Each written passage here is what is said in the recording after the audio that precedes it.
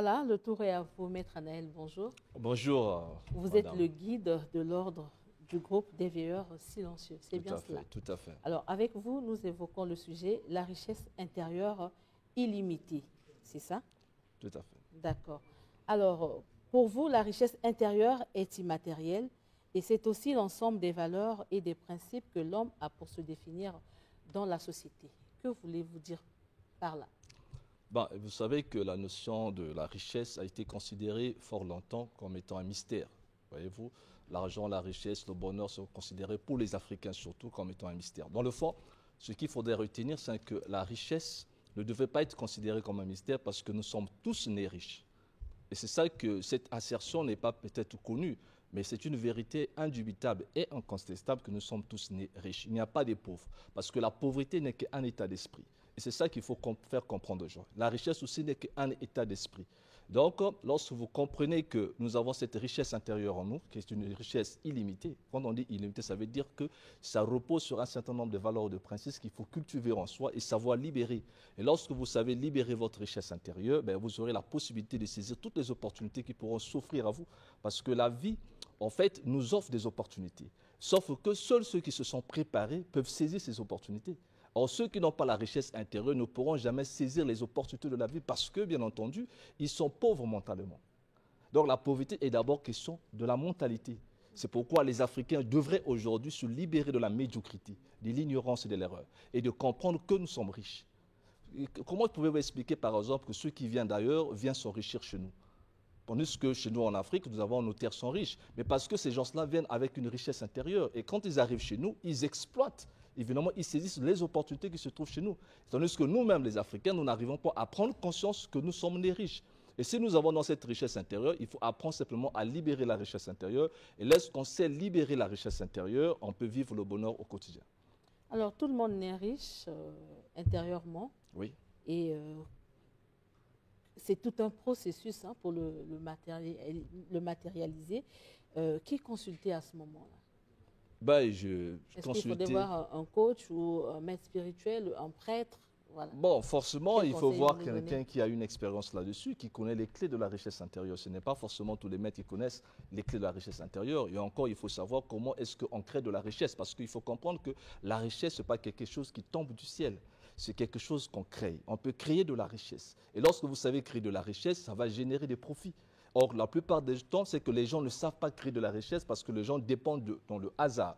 La plupart des gens pensent qu'on peut devenir riche par hasard, ou qu'on peut devenir riche par des fétiches ancestrales, ou qu'on peut devenir riche par la volonté d'un Dieu. Dans le fond, il n'y a rien. Parce que la richesse, c'est quelque chose qui est lié aussi au pouvoir de la volonté, au pouvoir de l'imagination créatrice. Et donc, on ne sait pas exploiter toutes les richesses qui se trouvent à l'intérieur de nous, c'est pourquoi nous souffrons. Et lorsqu'on vient consulter quelqu'un, par exemple, qui s'y connaît dans la richesse intérieure, comme Maître Anaël, par exemple, voilà pourquoi j'ai écrit ce livre, Un nouveau regard sur l'argent, où j'explique comment libérer sa richesse intérieure et comment est-ce qu'on peut se rendre maître de son destin. Parce qu'en réalité, on n'est pas censé subir le destin. Parce que le destin n'est qu'un mot pour ce dont l'homme est en grande partie lui-même responsable. Et comme j'ai l'habitude de toujours le dire, la pauvreté n'est que le résultat de l'ignorance de l'homme sur la dure bataille de l'existence. Et chacun de nous est né riche. Et il est temps qu'aujourd'hui, que les gens libèrent la richesse qui se trouve au-dedans d'eux pour profiter de ce peu de temps qui nous reste à vivre sur la terre. Maître Anaël, il y a une question qui me vient à l'esprit. Est-ce que celui qui est riche intérieurement et celui qui est riche matériellement bénéficie des mêmes choses? Entre les deux, qui est richement béni? Mais vous savez que vous pouvez avoir, il ne faut pas confondre la richesse avec les moyens financiers, avec l'argent. Parce que la richesse, c'est quelque chose d'abord de très profond, de très spirituel, de très grand.